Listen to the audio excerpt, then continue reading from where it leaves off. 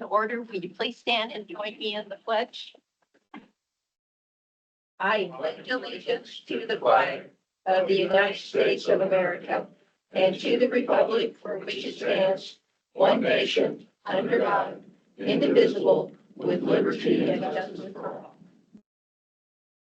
Thank you.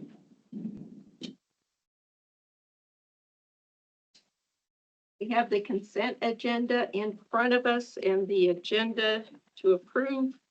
Do I have a motion? I want to make a motion to move 5A to the regular agenda scheduled session. Second.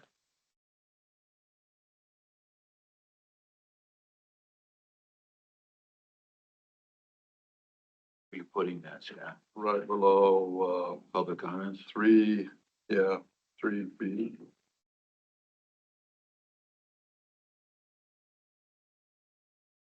So we have a motion by Belt and a second by Shea to approve the consent agenda and to move item 5A to 3C on the agenda for today.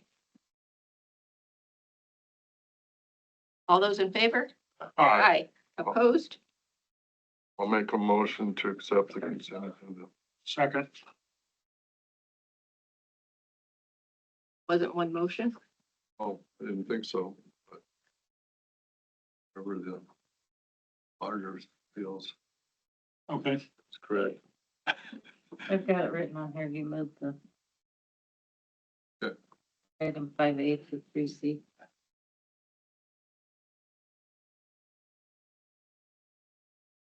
Need another agenda item for the consent agenda to approve it for having one motion.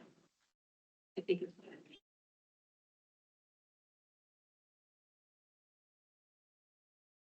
Next up, we have Andy Brown, Sheriff, Matt Davis, Chief, Council Bluffs Police, Justin James, Fire Chief, Council Bluffs Fire Department, and Donna Dostal, President and CEO of the Community Foundation for Western Iowa. Presentation on Project Lifesaver Program and seed money from the board to purchase the equipment. Good morning. Morning. Tell us about Project Lifesaver. Yeah, so my name is Wendy Anderson, not Donna. I'm a resident of Trainer, and so I myself, I have 3 children, 2 of my children also have autism. So I'm coming into this program for Project Lifesaver for 2 years in Omaha. I was the administrator of the Project Lifesaver program with the Omaha Police Department, so I have a lot of background in running it. So Project Lifesaver, it's an international program that basically helps police departments track individuals who wander or elope. A lot of times it is used for autistic individuals, can be used for those with dementia, Down syndrome, any reason for someone who may wander or elope. You may or may not know this, but autistic children in general have a tendency to wander or elope. They're not being naughty, they're not trying to get out, they just get out into their environments. Many times these families have dozens of locks on their doors and their windows. We had a family who slept in front of their door because their child would get out in the middle of the night due to sensory things. They may not have clothes on, they'll get out in the winter. Even had officers would send me a picture of the child saying, "We found this child, can you identify them?" Can you come up here? Yeah. Pretty hard to hear you. I know you're Yeah, talking. that's okay. So what Project Lifesaver is it's a tracking device. It looks just like a little watch that can be worn on the wrist or the ankle that is radio frequency. So it doesn't have to bounce off of cell tires or anything like that. It's only the equipment that the officers would have as search specialists. So families enroll into this program because they have an individual that wanders. Again, it could be any sort of disability. It can be used in the Alzheimer's population for someone getting away. The average response time, an individual getting away, contacting 911, saying my family member is in Project Lifesaver, the officers getting the equipment and heading out, like in the Omaha radius is reuniting within 30 minutes. And it typically tends to be 1 to 2 officers with the tracking devices going out. Whereas, and we've had some, even this year, autistic individuals going out that tends to be very, very resource heavy. Multiple officers, search parties, everyone going and looking for this individual. And so Project Lifesaver was designed by officers to help identify and help to find individuals who are wandering faster, to no fault of their own. And so the program is in the area. It's in the Omaha area. We would love to get it in the Council Bluffs area. There are many families who honestly don't sleep at night because they're so concerned that their family member will get away, get out of the home, and they won't be able to find them. And so we are here on behalf of, all of us, just saying, this is, not only is it going to be a great safety feature for the community, it's going to be a great resource for the officers and the fire department to find families. And then more so, Callie is here. She has a child who wanders and elopes, and it was actually Callie who had gotten in contact with me about Project Lifesaver. When I was in Omaha, I had numerous calls of families saying, I'm in Council Bluffs. And it broke my heart, being a trainer resident, to say, I'm sorry, it's not there. There's nothing that we can do. But now the families, if a Council Bluffs family has Project Lifesaver, they can go into Omaha. They can go down to Glenwood. They can go to Des Moines. They can go to Disney, because Disney has their own tracking devices. Any location around the world that has the transmitters, these families are able to go to safely for that. So I don't know if you want to briefly talk, Callie? Yeah. So it started with my son, who was 18 months old, and he got diagnosed with autism spectrum disorder. And their first request was that we get Project Lifesaver. I went home, started going down the list, called Omaha, because that's the only one I could find. And I'm just like, hey, I need a tracking device. And he's like, oh yeah, come on in. And then he's like, what's your address? And I gave him my address. He's like, oh, sorry, you can't come here. You have to have it in your city. So that's when I started to review it and try to get contacts and everybody to get around, because my 3.5-year-old son, he wanders. He's gotten out a couple times, and it's terrifying. It's hard to send him to school. I have an air tag on him right now with a bracelet, but it's not that great. So we don't sleep at night because he doesn't really sleep, but it's nerve-wracking. We do have a bunch of locks on our doors and everything. But it's just scary because he's so smart, but he can't talk, and autistic individuals mostly don't know danger. So they jump in a river, they jump in a lake, they'd run in a street, and they don't know. They just don't see it, So this would be a huge impact for me and a lot of families in Council Bluffs. Each individual has their own unique tracking number. So if I would call in and say, my son is gone, his number is 216.347. Into their electronic search devices, they put in there 347. There's antennas that they can put on their cars that will scan within a 3-mile radius as they're driving to the last point of where I saw my child. When they hear a beep, then they can get out, and then they have a walking device that they can walk, and then they can start to triangulate so that it will take them directly to where the individual is. A lot of them like to hide. So this will, you can, go inside buildings and be able to find them. Or if someone, would happen to drive off in a car, unfortunately, we have a lot of lakes and rivers around here. And it can track devices underwater also. Yes. Percentage of population, how many Yeah. devices will we need? A lot. It's a really great question. So in Omaha, I know that there are 92 autistic individuals and about 15, I believe there's about 15 Down syndrome individuals. Omaha runs their program differently, so there isn't anyone to administer to the Alzheimer's population. I would say, if they could get a great start with 20, I mean, that would be a really great start. The program is just going to definitely continue to expand because it's a safety thing, right? For the families, but then also it lessens the resources on the officers when someone does go missing if they have it. Brian, to answer your question, I think initially, so Callie reached out to me. I got with the sheriff and then the police chief, because this is really a law enforcement. They like to partner with law enforcement entities. we were kind of looking at this as a more holistic approach. We know our population in our county is going to continue to get older, and lots of people try to keep their loved ones at home as long as possible. So not only do we have autistic children, but we also have our family members that are suffering from dementia or Alzheimer's. So we were looking at starting with like 300 bracelets and then figuring out what is our population. I believe that's what our number was that we came up with. And then try to look at it from, they're exactly right. I mean, we go on Lost People quite often, and it's resource heavy, technology heavy. When Callie first brought this to me, I was, after reading through it all, I was actually kind of a little questionable, like, haven't we got past this technology yet?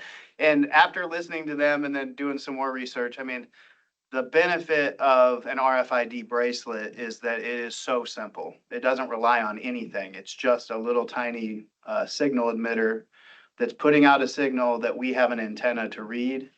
From a national standpoint, that means that as the traveling public comes through here for the College World Series or whatever they would come to Council Bluffs or Potawatomi County for, it allows us, even though they're not from our community, if they have an autistic child or a loved one that's lost and they have the bracelet, we can get their their identifier, and we can go track them even though they're from a different system. That's kind of what they were alluding to about Disney World. I think Douglas County is involved in this. We really thought it would be best to do this at the county level rather than a city level, just because it's a good partnership. It's not really that much money. Well, what is the dollars and cents, and where's one of the bracelets? What's that? Where's one of the bracelets, and what is the dollars and cents? So the total, our total's not quite 15,000. Your total. The total to buy all of the equipment, that includes, the bracelet transmitters, that includes everything that we would have to go search. So Okay. the total is 15,000 For the police and the sheriff? The whole for system. all of it, For everybody? for everybody, for So is everything. the city in on this? County, police department, fire department. So we're three ways we're gonna divide it? So we're coming to the board for three-ish, maybe $3,000 to $5,000. We've already met with Western Iowa Community Foundation. We're gonna partner with them. We've already had a meeting with Donna. She couldn't make it today. She knows that there'd be great support from the community.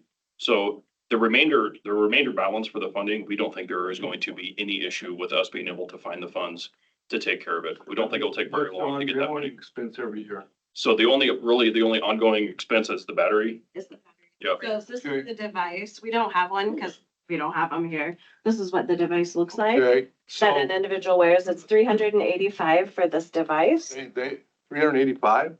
Per bracelet. $385 per tracking device per Okay. bracelet. How do you know when the battery goes out? So that's a great question. So they are guaranteed, so they're called 60-day batteries. So every 60 days, the battery will need to be changed. It's a very simple process that takes 2 or 3 minutes. The families would come in, get their batteries changed. There is These guys have to change the batteries for them? Well, we can also. Anybody partner with can do other- it. Yeah, Pardon? yeah, we can You're partner. all talking at the same time. anybody can change the batteries. That's what I did. Okay, but you're saying and you want off. to bring it into them to have them change. Well, there's one central location that they come into, Correct. that they would come into wherever. We the- want to ensure the system works. Wallet to get their battery changed? That's a possibility. We could train them to do their own if it was some Yeah. overbearing thing to come to the town every so often to get a battery change. The key is we want to make sure the batteries stay good. Right, well, Well, there I is understand a- that. How's that locked onto the person's wrist so it can't be taken off? Yeah, so it is a bracelet and that is hard to cut. Some individuals can cut it. The way that we got around that is, you can put them on the ankles and so then socks will go over it. The other thing we did is put it on the dominant hand. So for instance, if a child is right-handed, we put it on the right hand because they can't cut it with the So- left hand. So if they lose it, whatever reason, then what happens? We issue them another one? It can be tracked. So the families, there's a little black kiosk that's a battery Yeah. checker. A requirement of the program is that they check the battery every day. You see a red light, you know the battery is working. If you don't see the red light, then the battery needs to be changed. They could come into a department, they can be trained on their own. to change the batteries as the caregiver can do that. But the batteries, through Project Lifesaver, through this program, last about 60 days. So we try to get the batteries changed between 50 and 60 So days. 6 times a year. Yeah. And that's really the only expense between the battery and a new bracelet. What's the batteries cost? So $1. And the bracelet's like 10 cents. $1? Yep. Wow, you guys must have a really good shopping store. They, all of the Batteries are supplies, expensive. all of the supplies are ordered through Project Lifesaver. The batteries, the trackers, the bands, everything, because that's how they guarantee it. If a tracker for some reason stops working, they automatically replace it through Project Lifesaver. I got a question. Children with autism are very curious and very smart. They get into that.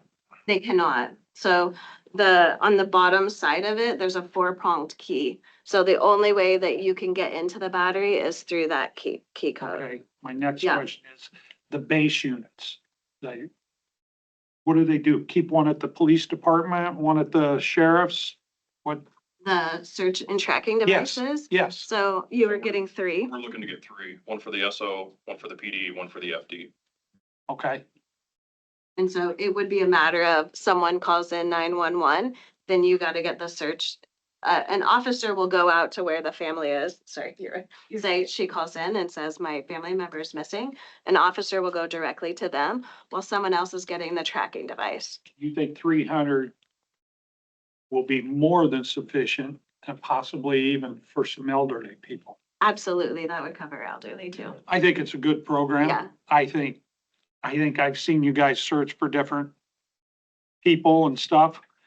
And we got that kid over there in, La Vista, what was that, 3 or 5 years ago? What a mess that has become. I couldn't imagine being part of that family. It's just tragic. I think that'd be a good program. Because we have school resource deputies in our rural schools, we can obviously train our school resource deputies who would go to Avoca and meet with our families in our rural communities out east. That's a non-issue for us. We will absolutely work with our deputies to ensure that they coordinate with the families. We don't have a ton of East Potawatomi County residents with wandering or dementia. Not yet. Housed. So we Got can. it- They got it all fenced off. Yes, we can work with Chad Freeberg and Kurt Ferguson, who are highly capable individuals, and they'll work with those families. They can email us. Those 2 gentlemen are absolutely super involved in what they're doing for our sheriff's department. Sure. And they'll take care of that battery issue. That'll be a non-issue. That's kind of what Omaha does. That's other departments. They have officers that are dedicated. We're not that big, but we're small enough and community-based enough as a department that we understand the needs of our kids, and we definitely want to be involved in making that process better for them. Right, great. What, 2 things. You told me they were 300 some bucks a piece. $385 per device. So that doesn't buy very many with 15 grand.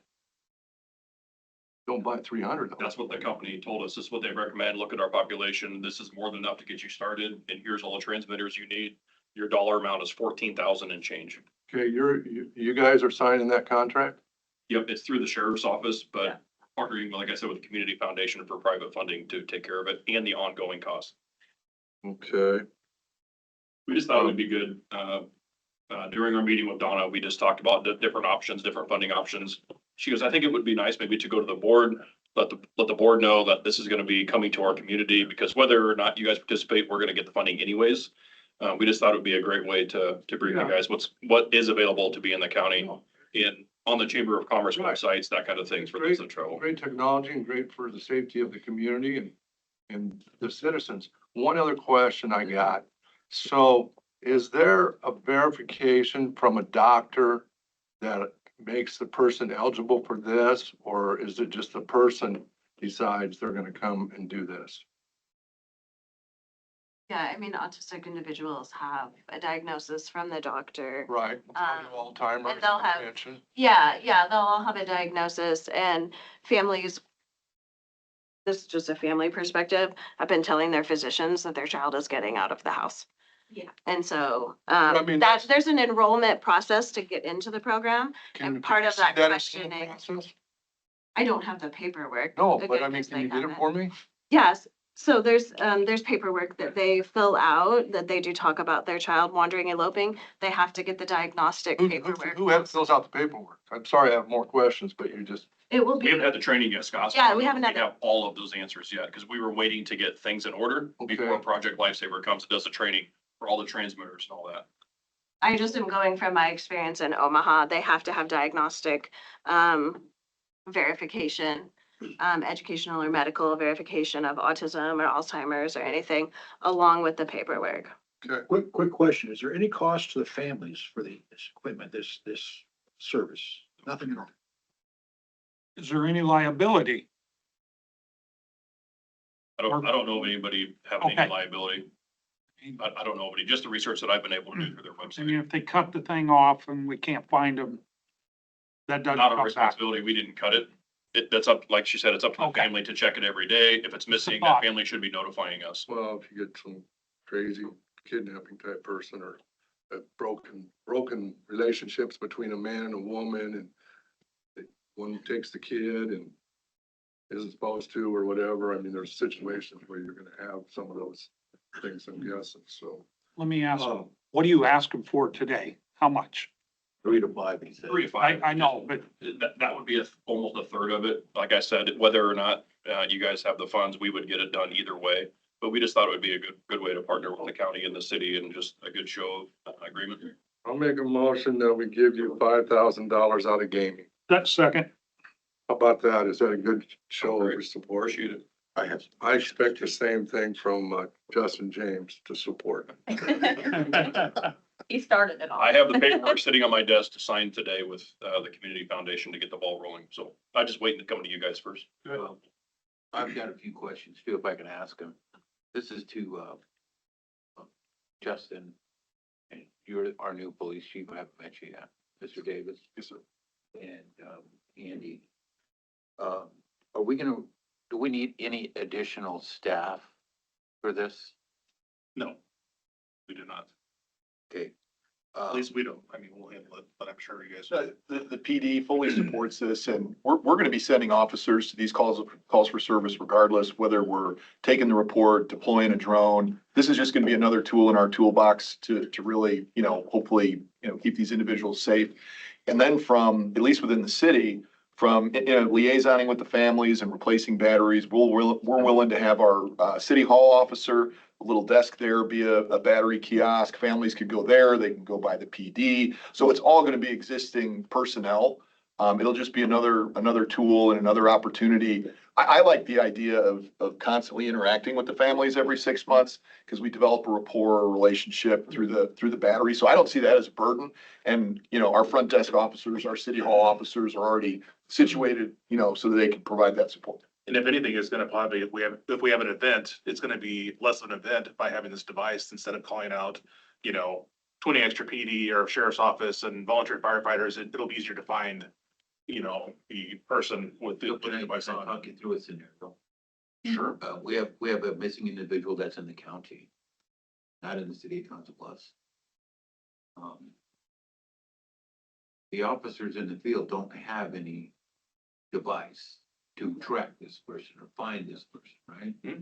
So they're relying on what, 911 or you to provide them a location of the, Well, we would have to, wherever the event is happening at, we would have to have somebody take the device to that event. For granted, yes, if it's something in Walnut, it's gonna take longer to get there, but it's still better than not having anything at all. If you guys wanna put up extra money, we could probably have one at the East office, so we can have one in Avoca and at the sheriff's office, but again, that's gonna be more cost. And Well, training, we need Tim. to probably see a breakdown of those numbers. I mean, There's What- training involved too. I just want you to be aware of that. I mean, Right. not anyone can you have to have the training to run the device. That's why I think they chose 3 devices, so that you'd probably be sending people from 3 different agencies out to help, in a mutual aid situation where we're just trying to. so in Vice Council versa. Bluffs, if there was a missing person, you're going to take your transmitter to the proposed location of where this person might have been lost? Are you asking me if I'm gonna do that in the county?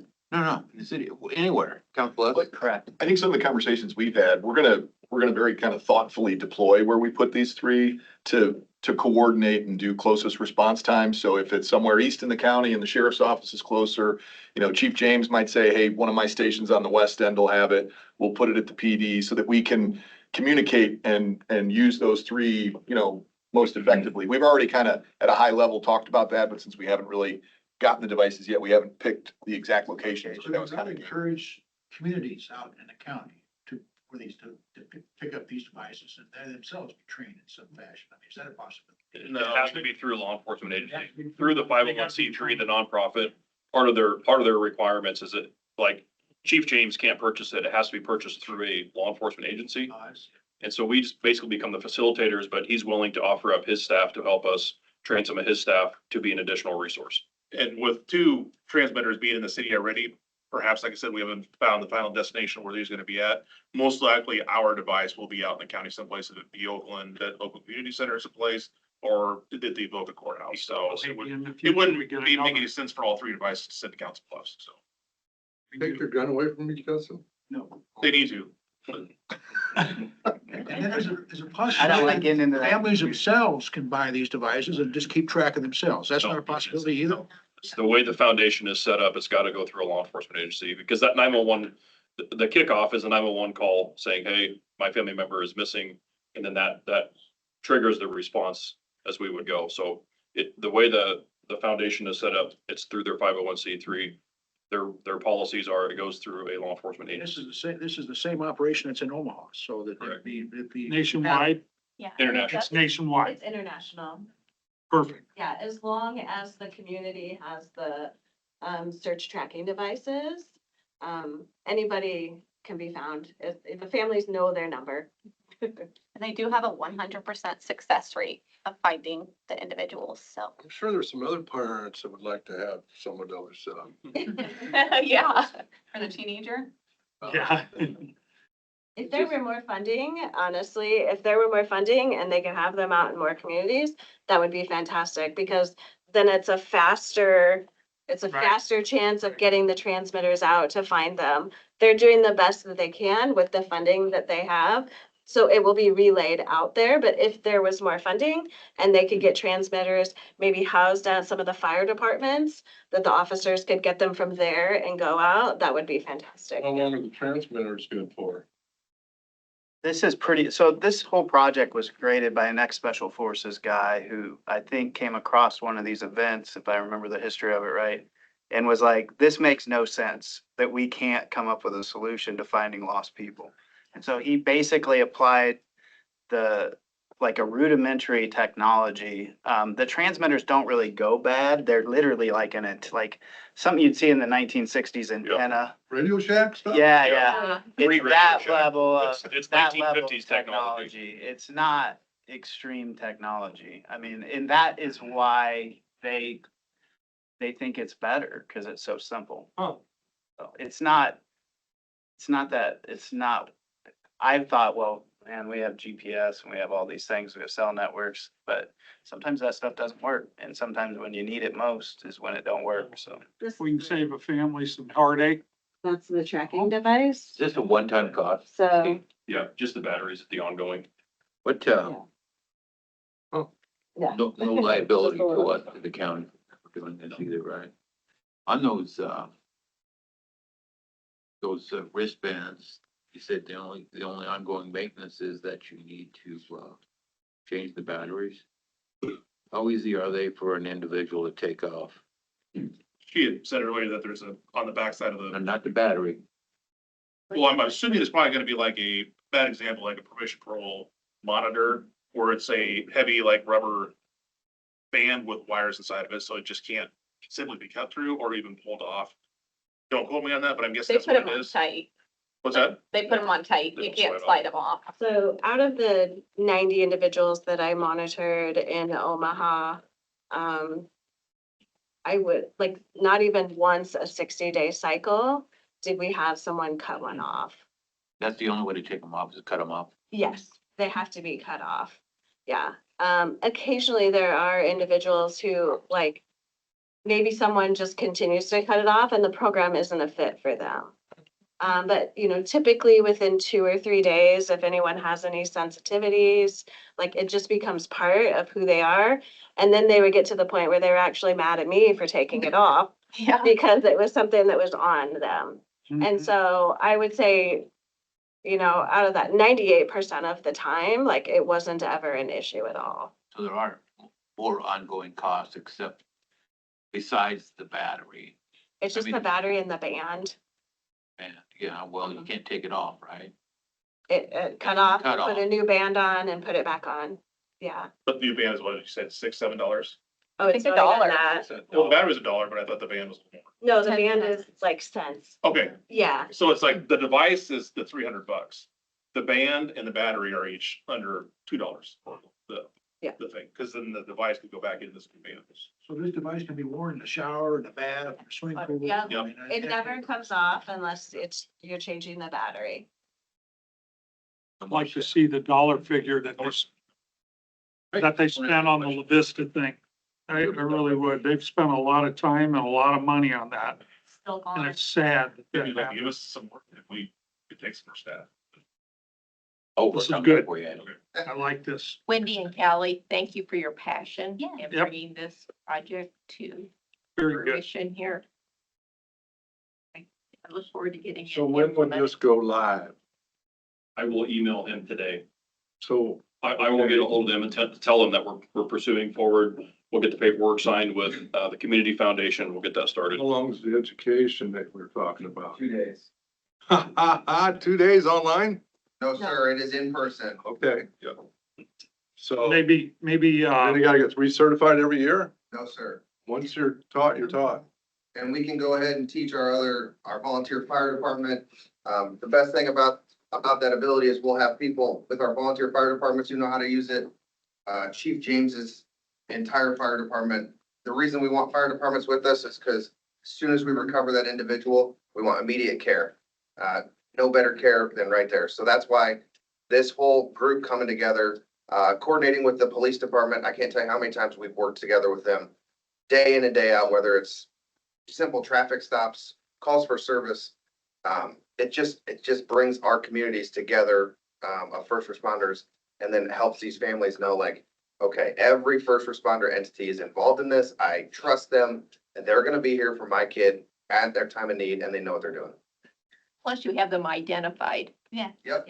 They know who's susceptible to this and When this goes live, you guys will be, doing a PR on this, getting this announcements out. Yep, once we get all the equipment, we'll start that process. Let's maybe we can get enough money for a fourth unit. And Avoca would be a good spot to put it. So we got 3 here on the east side and 1 out west, or east, sorry, 2 and 2. backwards. Whatever we gotta do. and you have one more. Yeah, are there other cities and counties in the state of Iowa that are doing this? Yeah, Mills County is doing it. I know for sure. And then a couple far out that have helped me get in connection with Wendy. There's some up north, Des Moines, so they're sporadically, but more so Omaha Police Department, Bellevue, like where families would be going, Lincoln. There's quite a few of So them. what, say every 100,000 people, there's 2% or there's some kind of numbers Well, that, 1 in 26 individuals are diagnosed with autism. 1 in 26? Yeah, it's really What's high. that? So diagnosed with that, you're saying at birth or whatever? No, I mean, typically it's anywhere between 18 months or, Okay, you know. so then what about dementia and Alzheimer's and I that? personally don't have those stats because I've focused on the autism population. Okay, There is an increasing, population of individuals with dementia. well, yeah, we got houses for 'em. Yeah, absolutely. So I just don't have the statistics on that. Well, like I said, we gave them our population when we talked to the group and they thought 300 would be sufficient to get a good start. So Right. they obviously have the more numbers than we have, but Andy, one more quick question for you. I'm sorry, but if Scott had a bracelet on, we're not gonna track him until he's lost, right? Well, he had to be reporting, because, yeah, we wouldn't be like, oh, what's Scott doing today? We pull up our device and look for Scott. If the family says, hey, But if you Scott wanted want to that talk to happen, then we. They've been on, have anybody That's gonna want to cost report 50. me? Out wandering around. Forrest They have Gump. to, they have to Be Forrest physically Gump. put the number into it and then have some idea of the direction of where they are. And that's why this kind of archaic technology works so well. It's That's we far don't- easier to track your cell phone, Scott. Yeah, you don't have to track you via cell Don't worry, phone. 'cause I don't carry it with me all the time. Smart man. So, All right, so we have a motion by Belt and a second by Shay to approve $5,000 from the county to purchase From gaming. from gaming from the county to purchase equipment for Project Lifesaver program. Matching Justin James's contribution. Yeah, any other little deal going on there? You better go talk to the assessor. My contribution's up. No. No, it's gonna go more too. Yeah. All right, all those in favor? Aye. Wasn't our levy. Opposed? What's that? Wasn't our levy. Motion is carried. Thanks, everyone. thank you. That's exciting. What's that? Very Assessed exciting. value in your levy didn't lower enough. Our levy. You sell it for assessed value? Huh? You sell for assessed And value? that's always my argument. No, I'll pay the assessed value. That doesn't control the levy. Oh, thank you. Chief, thanks for coming in, you Thanks guys. thanks for meeting. Yeah. Good luck, y'all. Thank you. Right when you find. Matt, nice seeing you. Good to see you. Coming in, Chief. All right, next up, Becky Lenahan, Finance and Tax Officer, Auditor's Office. Discussion and or decision to approve and authorize board to sign resolution number 62-2024 entitled Resolution for Transfer from General Basic Fund to Impact Fund. And we had this on the agenda last week and we had questions on it, so we tabled it until Mitch could be back. I met with Mitch and, all of my questions were answered. So I'm fine with it. You got his wallet out? Is there anything you want to tell us, Mitch? No, so so this was pre-budgeted when we went through the budget last year to make this transfer. And then, you guys did the approval a year or so ago to pay this out of the impact fund. So it's a transfer that needs to be done. And I believe it was 30 days from when they request their funds, we have to have it to them. So that was on October 22nd. So we need to get this done so we can get the transfer, so we can get it over to payroll to get this thing filled out. So. Not to pay. Not on the Or payroll. not payroll for that. I'll move that for you. or whatever. I'll second. Second. Which one of you wants the second? I don't care. I'll give it to Shay. Roll call. Yes, please. Chairperson, Miller, Aye. Supervisors Belt, All right. Wickman. Aye. Shay, Aye. Jorgensen. Aye. Thank you. Thank Thank you, you. Becky. All right, next, David Byer, Chief Information Officer, Information Technology, discussion and or decision to authorize the board chairperson to sign co-location agreement with the city of Council Bluffs. Good morning, David. Good morning. I will make a motion to approve this. Second. You can discuss now. So basically what we're trying to do here is we have some backup equipment and servers and other systems at 1819 Farnham in Omaha, where we've had this equipment for a decade roughly. And the Omaha Building Commission is wanting to charge us rent now, and we've had it free for all these years. And because of that rent, which was going to be $1,750 a month, we would like to move our equipment over to a different location. We've selected the Council Bluffs Police Department building, who are working with CBIT to, with where we would put that equipment. And so we have an agreement with them, and that's the agreement that you have in front of you for $6,000 a year or $500 a month, essentially, to move that equipment into that location. So that's the plan. That's the idea at this point.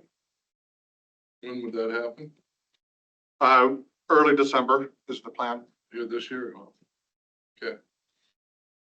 I like the contract being on an annual basis, annual payment instead of having to plunk you with monthly payments. I'm still I would be surprised if we could process this invoice within 30 days of receipt. I mean, it usually takes longer for that. I would hate to have a late fee because of just the way the paper processes throughout the courthouse. I had another thought. Now I've lost it. When it comes up for an annual renewal, it will also give you a chance to do some additional due diligence to make sure that everything is nice and tidied and the contract is being administered as agreed. So I do like the fact of bringing it back across and keeping it in the city and having a redundant site that's accessible and far enough away, but not too far. David, was there an insurance question on this? Why it came off the agenda? There was some insurance questions where, the questions were about if there was a fire or if something caused a fire, who's at fault and who would be paying. We cleared those up in sections 5.3, 4, and 5. Right, who is responsible? We're all responsible for our own equipment. We have insurance to cover that. Okay. Yes, I work with David. We got with Smith Davis, we got with ICAP, and we make sure the language was correct in that contract. We're simply changing it from the location across the Right, river, the insurance I'm talking about. Right, as soon as he, gives me to go ahead that the equipment is gone, I'm gonna drop that, location from our policy and then add this location to our policy With the wash. as a wash. Thank you for that. We have a motion by Shay and a second by Belt to approve the new co-location agreement with the city of Council Bluffs. Additional discussion? All those in favor? Aye. Aye. Opposed? Motion is carried. Good luck. Appreciate it. Thank you. Thanks, David. Thanks, Garfield.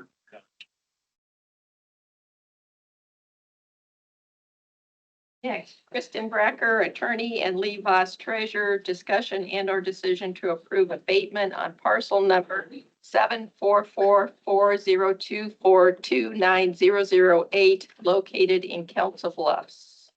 Good morning, ladies. The parcel, it was owned by Lynette Flood, and it should have been given to the city a long time ago. I believe it's on a levy, is that right? Yeah. Yeah, there'd be a levy there on Um, the Indian Creek. and I think the plan was to abate the taxes once the city took ownership of the parcel.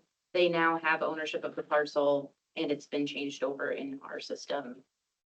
Is that the one, Time to abate. Jerem brought over a while back? That's the one that they've had since 1946 or 55. It should have been done way back then and it never was. Was the city, It was the city. city assistant attorney over here on that? Yes, Yeah. yes. The God, last, that took a while, didn't it? well, I kept pursuing it because every time I have to go through my 3,766 delinquent statements, it kept coming. Going up.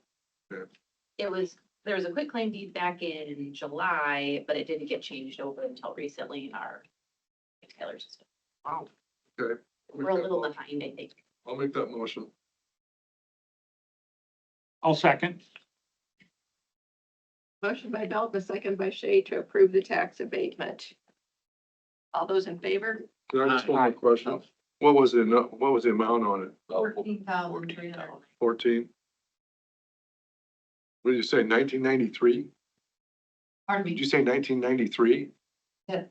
Was that what it's from? No, 1946 or 1946? yeah, Oh, 46 or shit. 55. I don't remember the exact year, but they've had it since then and it was deeded to them way back when, and then something slipped and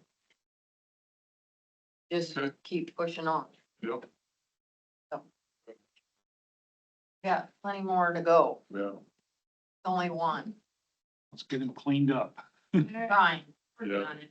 All right. Thanks, Lee. Thanks for doing that. All those in favor? Aye. Opposed? Motion is carried. Thank you.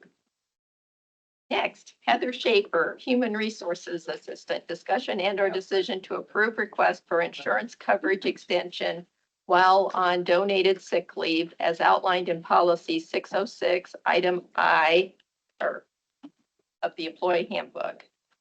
Make a motion to approve. Thank you. I'll second.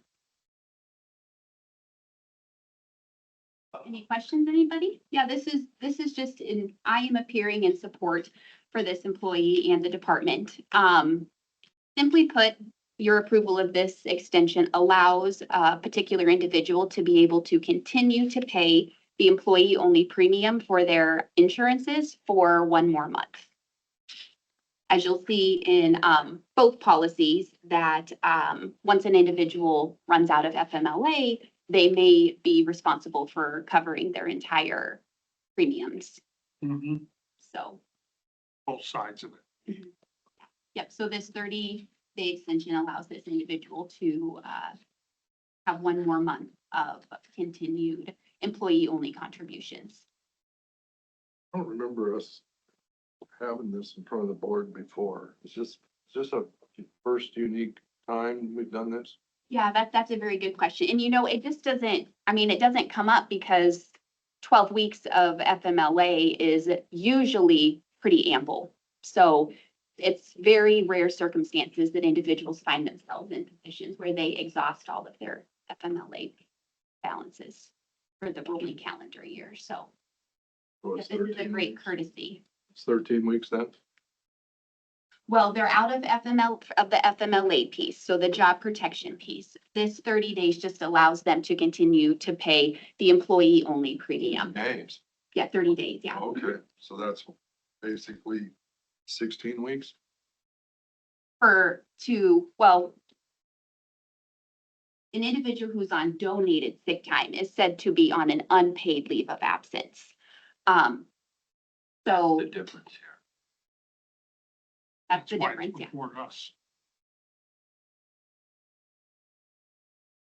Which I don't have any issues with, this, like, this is finishing my 8th year, never happened before. Mhm. It's an employee, I don't know who it is, I talked to Janet about it, it's an employee that is coming back to work, just needs a little more additional time to get things straightened out. For that, I don't have an issue with it. I have a motion by Shay and a second by Jorgensen to approve the request for insurance coverage extension while on donated sick leave. Thank you, guys. All those in Appreciate favor? it. Aye. Aye. Opposed? Motion is carried. Thank you, Heather. Appreciate it. Okay, and then from the agenda item now is 3C. Do we want to table this until next? We'll make a motion to postpone till next, the 12th of November at 10 o'clock. Why? Because I want to do some further research. Okay, we'll see if we get the second, then I'll say. Got a motion by Belt to postpone this item until discussion next week, November 12th. Second, I'll second.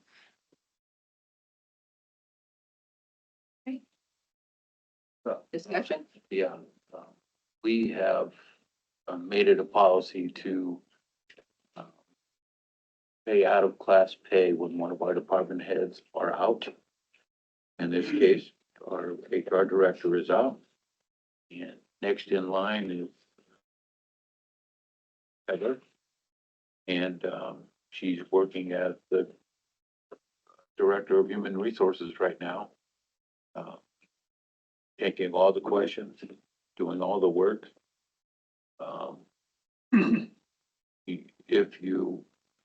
If you have an issue with the amount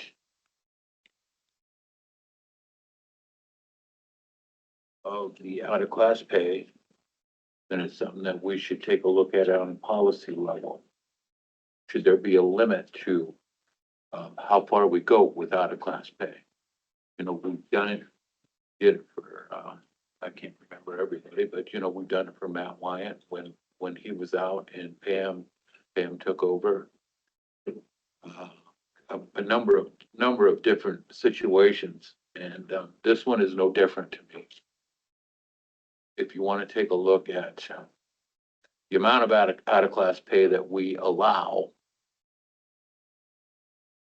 for a individual that's taking over a department from the department head, we can have that discussion.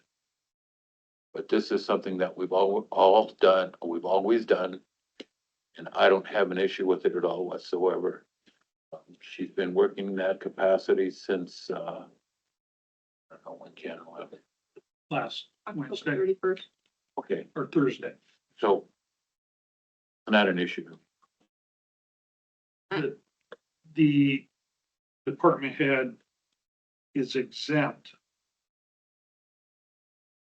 You know, and that needs to be, I don't think that, I personally don't think that makes a difference. I mean, she's serving in as the HR director. Who gave her that title? I mean, you give her that to them. Yeah, how'd she get the HR director title? Who? Heather, She doesn't. well, you just said she was. No. Well, I must misheard you. Sorry. What did I say? Can you read that back to me, Becky? No, she's acting as our HR director and will be for the next 6 to 12 weeks.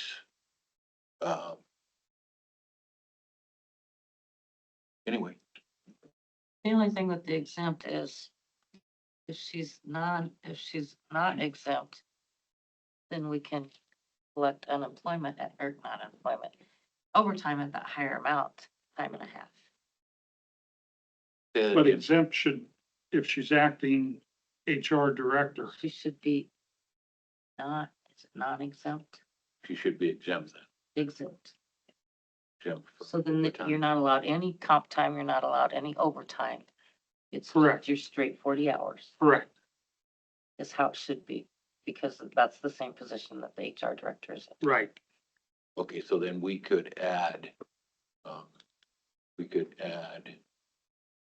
moving forward with this, an exempt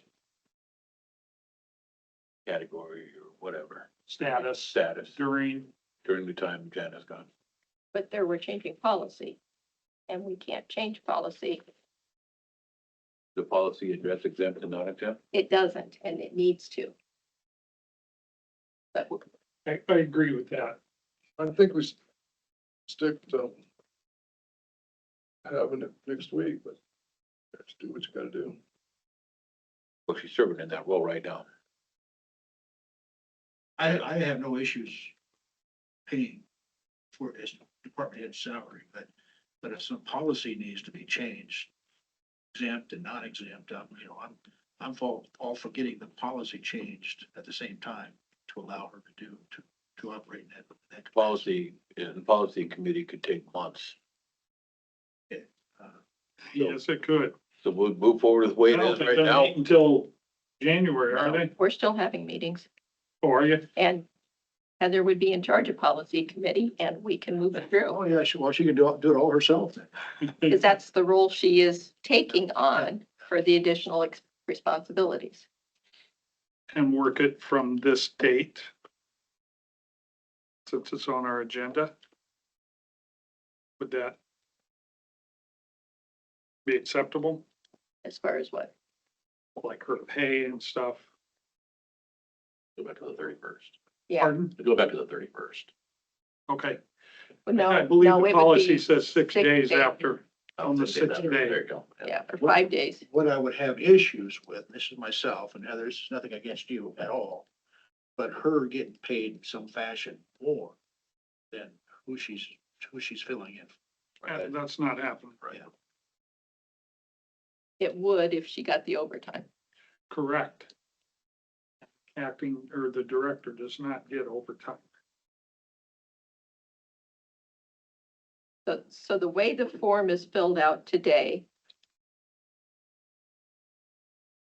it's at the current hourly rate for the human resources director. and it is identified as non-exempt. See, it needs to be exempt. It needs to come back next week, is what it needs to do.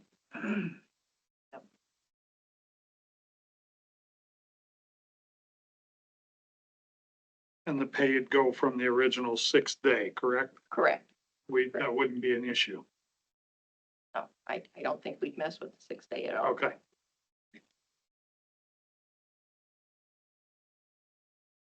Okay, so we have a motion by Belt and a second by Shay to postpone this item until November 12th. I don't know why we can't. That's all it's coming back for. Yeah, I would, okay, well, we got a motion and a second on the floor, and I think we can just make a motion to We gotta finish the change that to motion. exempt. We gotta change, go with the motion that's on the floor. First one we do. All right, so all in favor of postponing this item until November 12th? Say aye. Aye. Aye. Opposed? Aye. All right, the motion has carried. It is postponed until next week. This was filled out on the 18th. She didn't say a word to any of us, I don't think.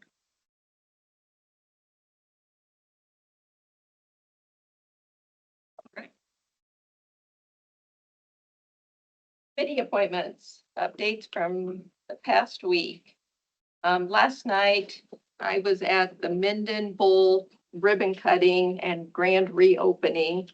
And the community of Minden is well on their way to recovery, and it was really evident yesterday with the enthusiasm and the turnout for the grand opening. Was there any peacocks there? I didn't see any. Okay. Maybe later at the night, in the night. And their cafe and the bar are open and the food is excellent. So, Brian? I was also there at Menden, and the community really turned out for that.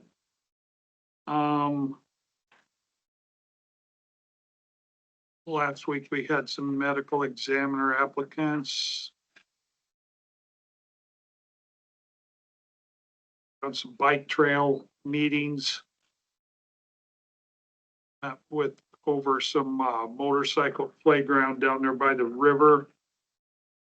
And then, yeah, I'm gonna leave that one be. And then this week, yes, last night was the Minden Bowl, so. And the VA, Motorcycle playground. you know, the one down by the South Omaha Bridge Road, That's in the city. it's just. They're looking at reopening, and I just participated. The city in is? those meetings. What? The city is? The group that is doing this, that ran it before. Talk to you a little about it more.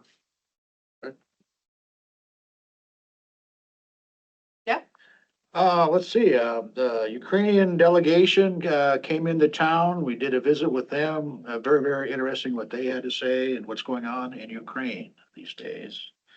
PACE Strategic Planning Workshop, there is getting to be more and more foot traffic at the PACE Center, which needs to happen. But, they're still behind the 8 ball as far as finances go. At some point, hopefully, the PACE Center will become self-sufficient financially, but maybe not quite there yet, because they're getting there a little bit every year. So appreciate that. And also, I was at the Chief Deputy Medical Examiner interview. I think there were interview 3. And one out of the 3 is, in my opinion, stood out, but we'll let that go for right now. And that's all I have. I'd have to talk to Cody again. See where we're at. I have not talked to I him. think the city council voted not to support the PACE organization. I haven't heard that. Correct. But they're certainly getting a lot of support from the kids programs at schools. that kind of thing, and also No, the, financially, financial, okay, I haven't heard. I'm pretty sure they voted not to contribute. Yeah, We all had an agreement at one point, but it only lasted for 5 years. We're still contributing. I think it's a good facility, but again, things have to happen. We have to find a way to increase the foot traffic down there, not just at the Pace Center, but, downtown Council Bluffs is another example.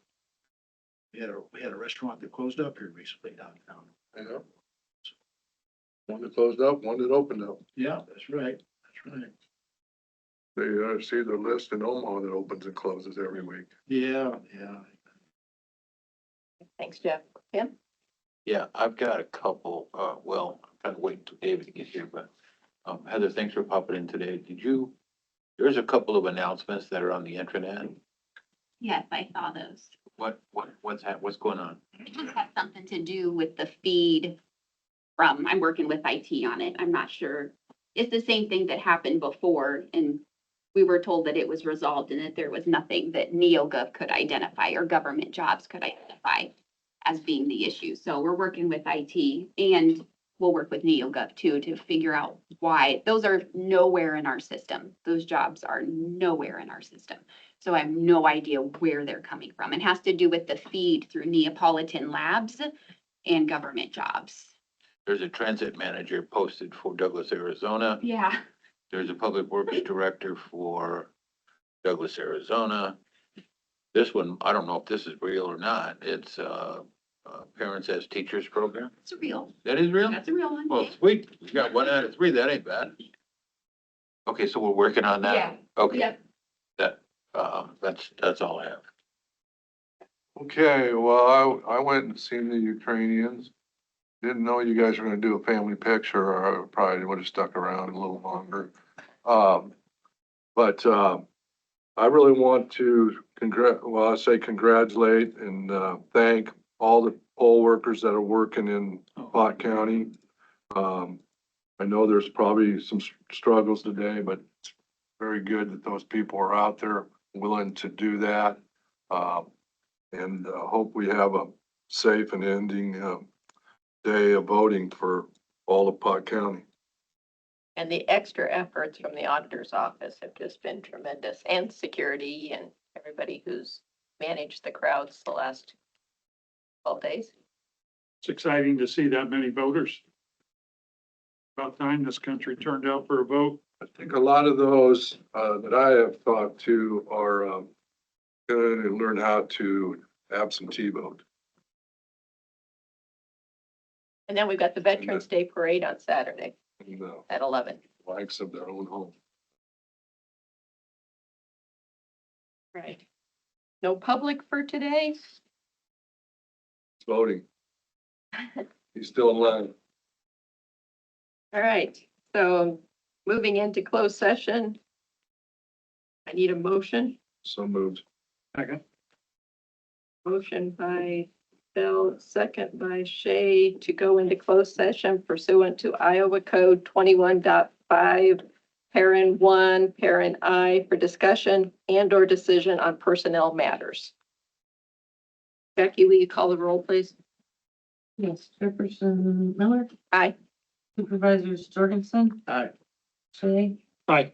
Belt. Aye. After it's out there, going backwards. We're in closed